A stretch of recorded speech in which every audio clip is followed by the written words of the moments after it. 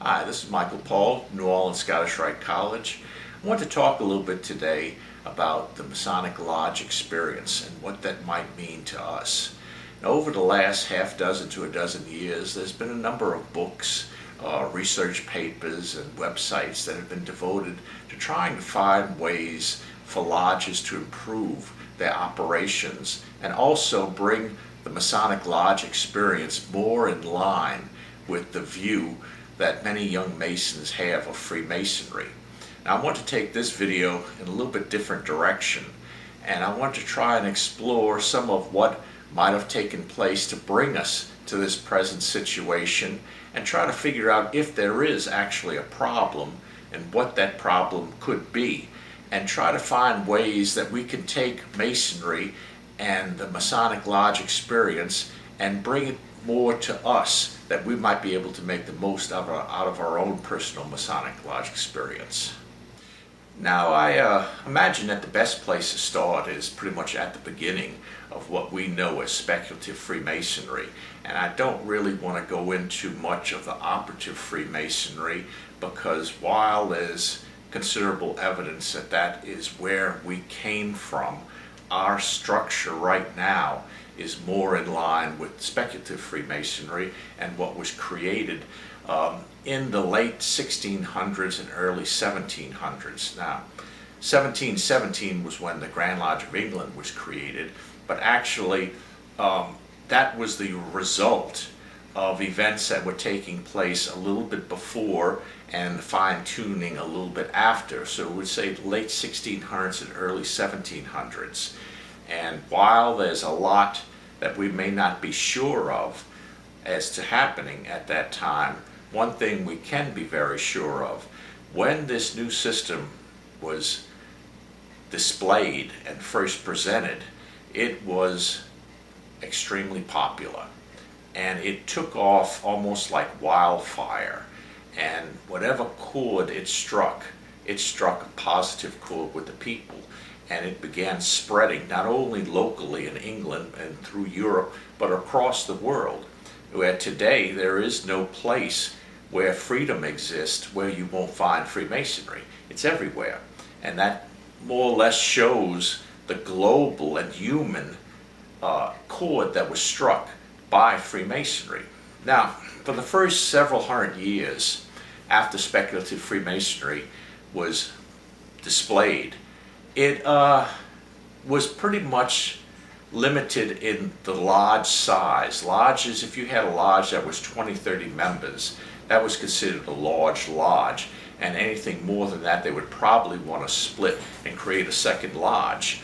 So that was considered the norm for that time. Now, while the lodges originated small in number and spread out, there was events that began taking place, and mainly it was in the mid-1900s, right after World War II.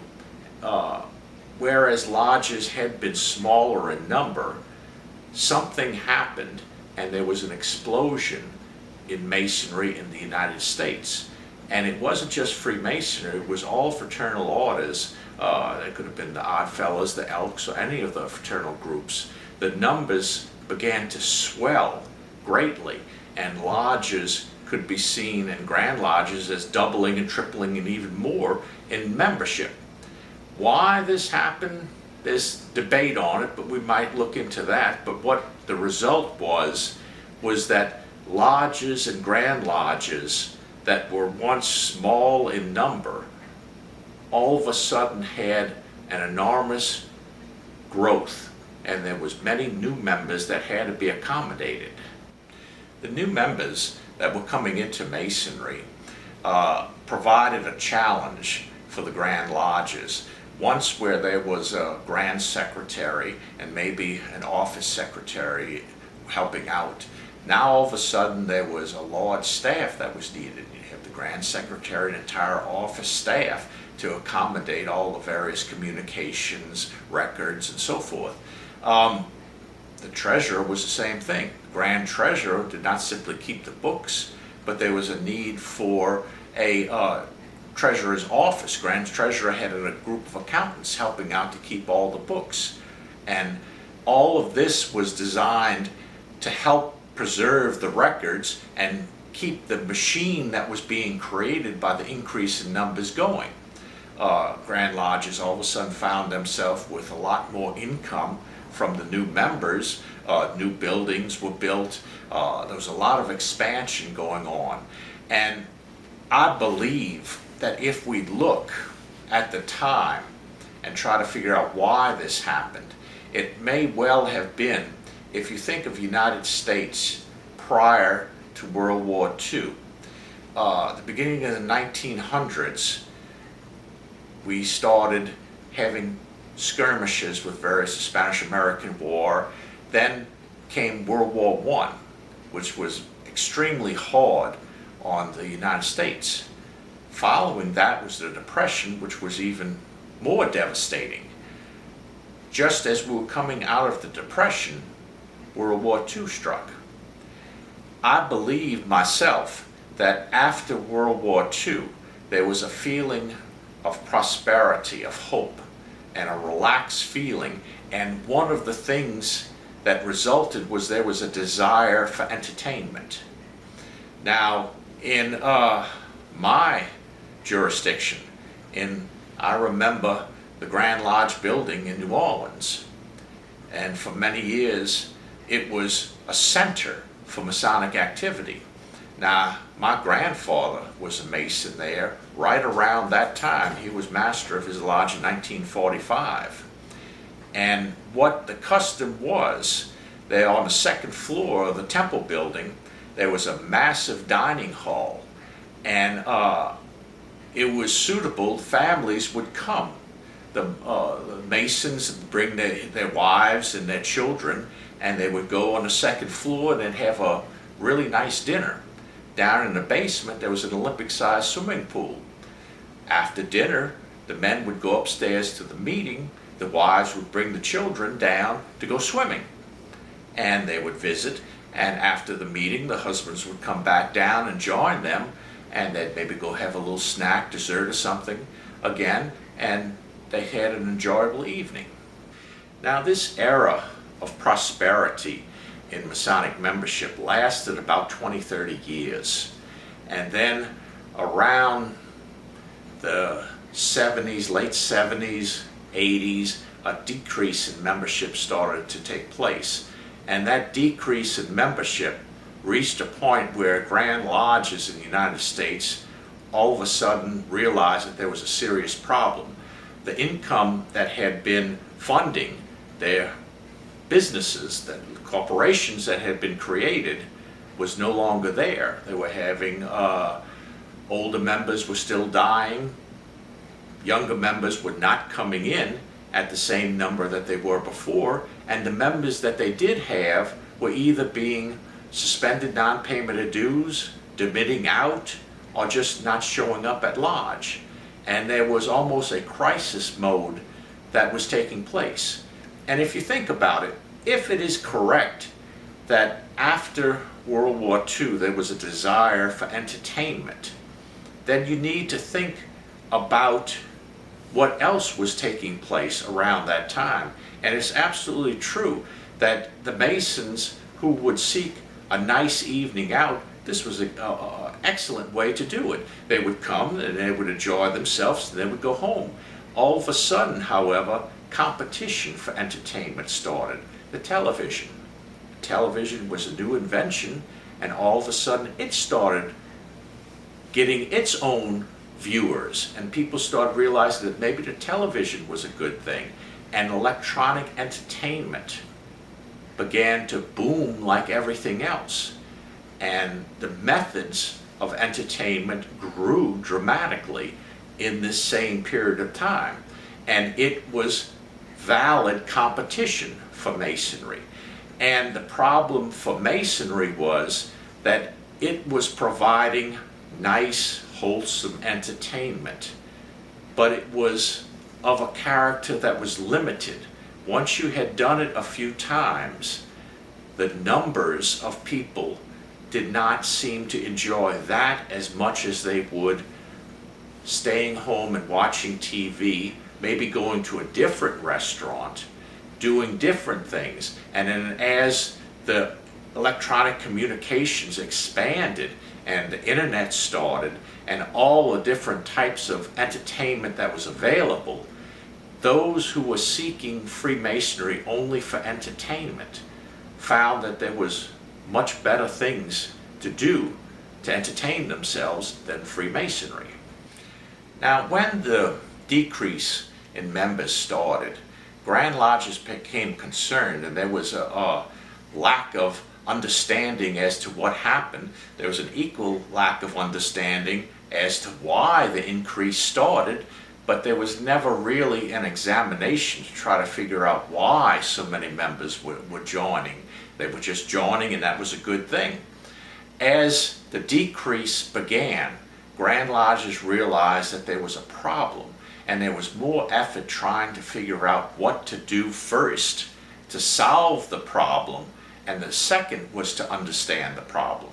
What they were doing, it was around this time, and this was around the time when I was joining, there were different programs. One was Bring a Friend Night, and that was where lodges would have some sort of program for the evening, and they would be encouraged to make it a public event, and maybe an award or whatever program they had, but they would invite neighbors, friends, family who were non-Masons, and they were encouraged to bring them to the lodge to participate in the event. And the idea was that maybe by bringing someone in, they would ask for a petition, and that would bring in new members. There were also other programs such as the One Day All the Way program, and that's how it became known. And what this was originally when someone petitioned Masonry, they would be initiated, and there would be a period of time where they needed to study a catechism to memorize it, and they would stand an examination, and they would proceed to the fellowcraft degree, and they would do the same repeat to achieve the master's degree. So sometimes it could take 6 months, maybe even a year for the whole process. If it was quick, just a few months, but still it was a little bit of time that was necessary between the degrees. The idea for this was maybe people are too busy to participate in the degrees in the normal structure, and so there was this idea to bring a number of lodges together under the Grand Lodge, and they would have an event for one day, and they would probably they would sometimes rent an auditorium or whatever large hall they would get, and they would put a number of Masons through, and they could run, several of them went to several hundred, but they would receive all 3 degrees in that one day. They would forego the memorization and any time that lapsed between the degrees, so they would come in and receive all the degrees at one day.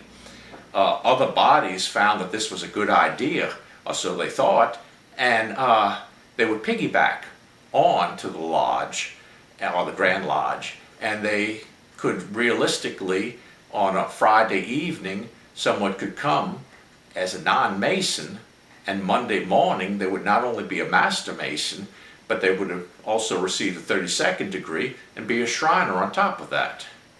By the late 1970s, early 1980s, most U.S. Grand Lodges realized that there was a serious problem with membership.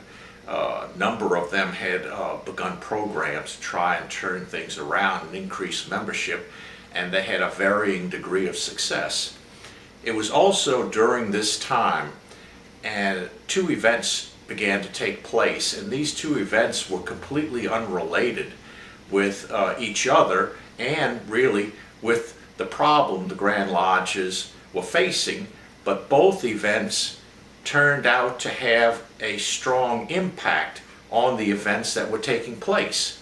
And what these events were was, one was an anti-Masonic movement that began, really it started debatably in Texas, and it moved through the Southern Baptist Convention. And the second event was a series of books and movies that were written on the Knights Templars, Freemasonry, and mystery scenes that turned out to be very popular. And I'll talk about these for a moment.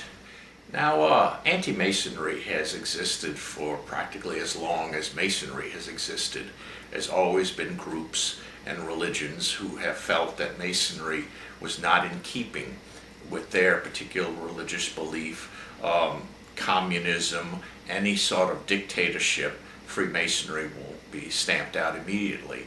But there was an event that took place in the late 70s, early 80s. It was formulating, and it was out of a group who were attempting a leadership change in the Southern Baptist Convention, and they believed that Freemasonry was incompatible with Christianity.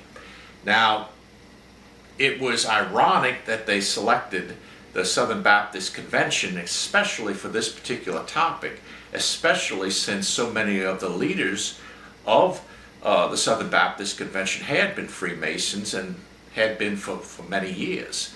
But anyway, there was a particular brand of anti-Masonic activity that was taking place in the very early days of the internet. And it spread pretty much through the internet in the early days. And what it centered around, and I'm not going to get too deep into this subject, but there were charges that were made and distributed, and the charges on the surface seemed as if they could have some validity to them. They were quotes that were attributed and cited, and these quotes seemed to suggest that Freemasonry was indeed incompatible with Christianity. Now, the problem for Freemasonry was that when you looked at the charges that these anti-Masons were leveling against them, they seemed to be logical. They seemed to be correct. And anyone who didn't know anything about Masonry may believed, and many did, that these were factual charges against Masonry and that there was something very wrong with Freemasonry. Now, the problem for the anti-Masons was that these charges were false, and they only gave the appearance of being legitimate. And what I mean by this is when the charges were taken step by step and looked at, sources cited were often either out of context, or they were created, or they were chopped and edited to give an appearance that were not there originally. Now, when honest people looked at this and they realized, at first they believed, well, maybe something's wrong with Freemasonry. And then when the Masons who came out to challenge the charges laid their case out, a good many of these people felt tricked by the anti-Masons. And a large number of them felt, well, if Masonry is of such a nature that people would want to lie about it in such a unchristian manner in the name of Christianity, maybe there's something that I should look into this. Maybe I could find value in Freemasonry. And this brought a number of people to Freemasonry as a result of the accusations that had been levied against them.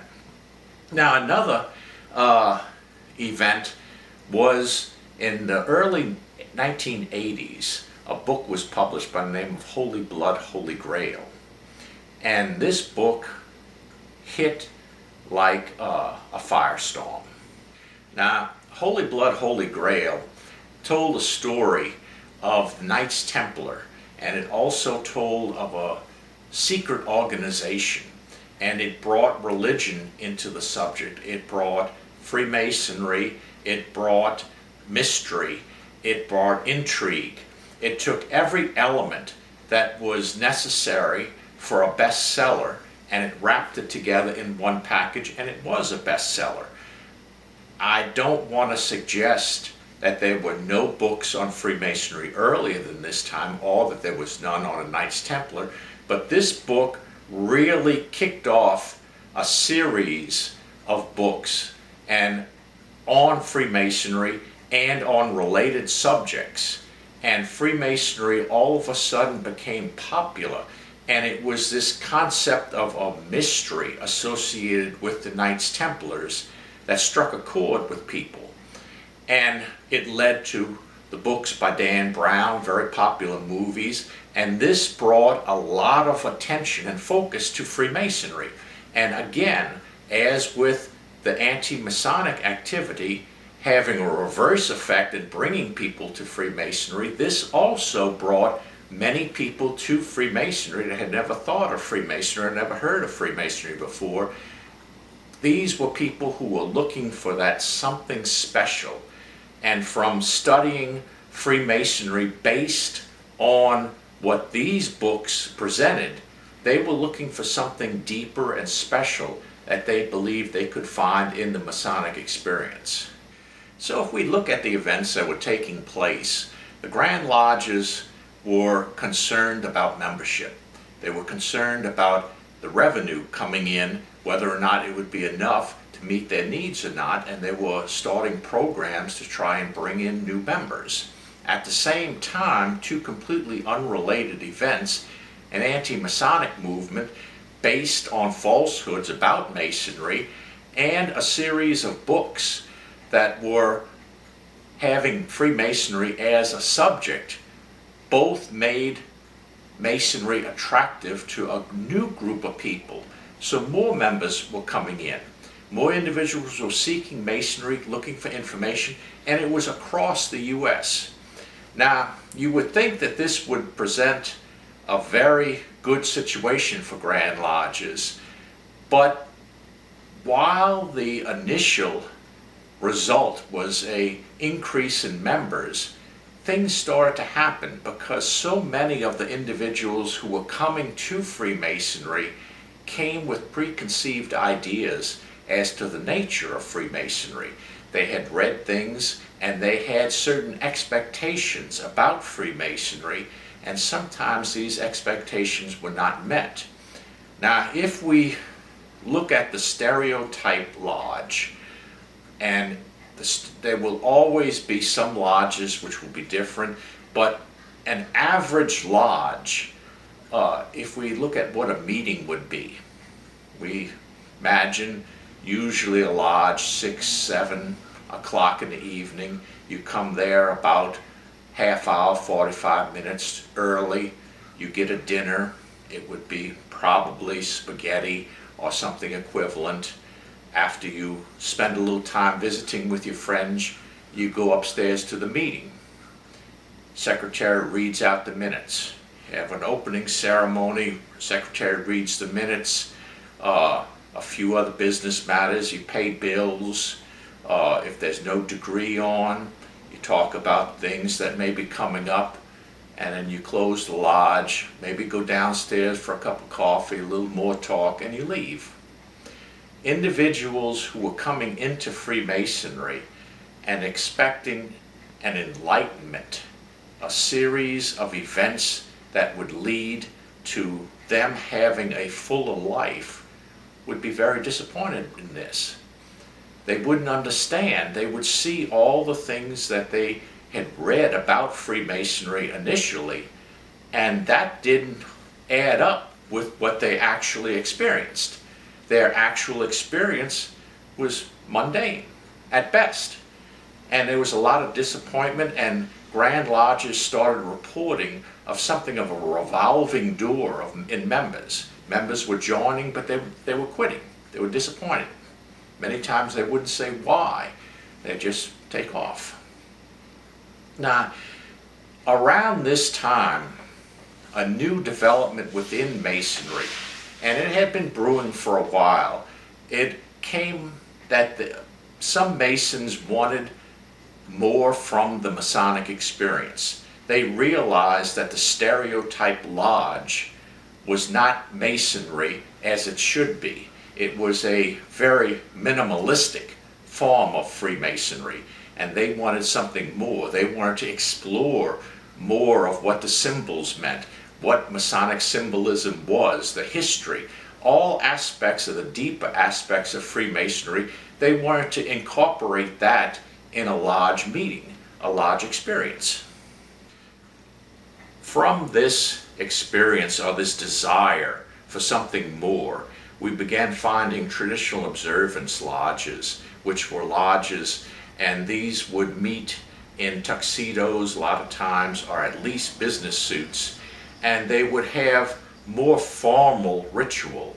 They would have papers delivered of an educational nature. Every lodge meeting was considered an event, and they held their meetings in contrast with the stereotype lodge, and there was a feeling that this was Freemasonry and the stereotype lodge was not Freemasonry, and a division was created. And it's this division that I've considered quite a bit and I've thought about, because realistically Freemasonry is of a nature that we all seek our own level. And while I personally, my desired lodge experience is to go someplace and not just simply pass a few words with between friends and have a dinner and watch an opening and closing and reading of the minutes. I prefer something more enlightening. I would rather be taught something about Freemasonry, hear ideas of a deeper nature. But I realize that this is not just me. It's my experience should not be denied, but at the same time, my experience and my desires of what Freemasonry is should not be imposed on others. And I've recognized for many years that there are Masons who simply enjoy going to lodge twice a month or whenever their lodge meets and visit with a few friends, and these are men who would give you the shirt off their back. They're honest, trusting, worthy men who simply do not have the same goals in Freemasonry that others may have. So this division in the type of lodges can present problems, because the suggestion is that one or the other is not Freemasonry.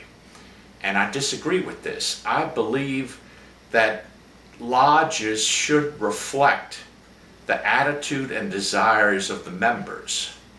If someone is in a lodge and the lodge itself is not meeting their needs or requirements, that doesn't mean that the lodge is bad or that there's something wrong with the lodge, nor does it mean that there's something wrong with them. It just simply means that there's not a proper fit. And this is where I believe that Freemasons should exercise their own good conscience and own reasoning abilities, that if we realize that we're in something that's not a good fit for us, then we need to find something that is a good fit. We need to find a lodge, and if there is no lodge, then try to find those of like mind and create a lodge. And I believe that by doing this, we can satisfy our needs and not tear down the needs of what others may have. Now, the goal of Freemasonry is the same as it has always been, and that is to take someone who is basically good and to give them the tools through lessons and teachings to help them improve themselves. Now, the way that we work as a lodge depends on what we seek out of Freemasonry. If our goals lead us in one direction, we have to recognize that another may have a different direction, different set of goals. The Masonic Lodge experience can be looked at as a music experience. If you go to a concert and maybe you like country and western music, that may not appeal to someone who likes blues. By the same turn, another person may prefer an opera. None of these are bad or good or better than another. They're simply different preferences. The same is true for Freemasonry. There are those who have joined Freemasonry, and there is a strong and positive movement to have a lodge experience something impressive and deep. You show respect for the lodge by coming dressed. You learn things in the lodge, and they have a certain format for this lodge. This is desired by many young Freemasons, many older Freemasons.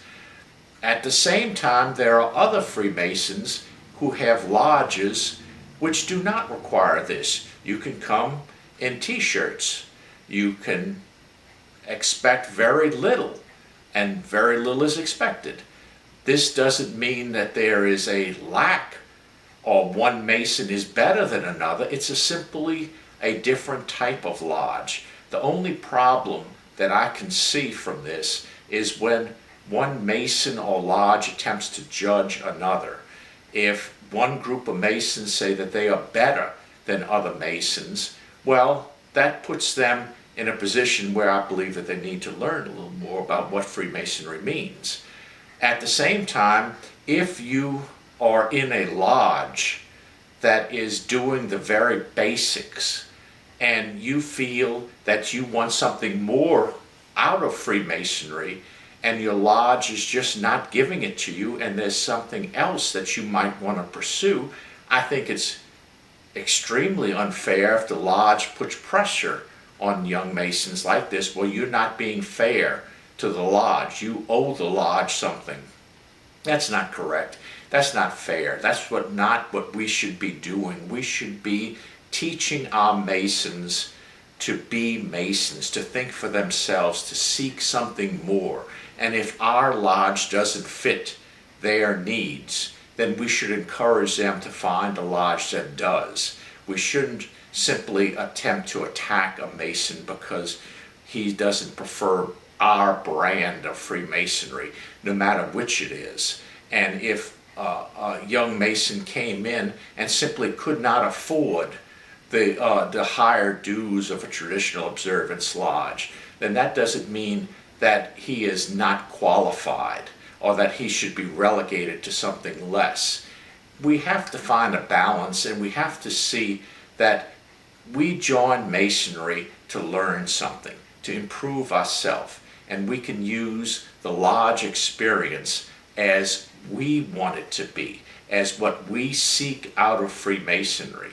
And by doing this, I believe that we fulfill our own personal goals, and this is actually the deepest part of what it means to be Freemasonry that we're teaching and uplifting ourselves. I appreciate you listening. I appreciate you viewing. If you have any comments, please leave them in the comment section. Subscribe to the channel, and we'll see you soon.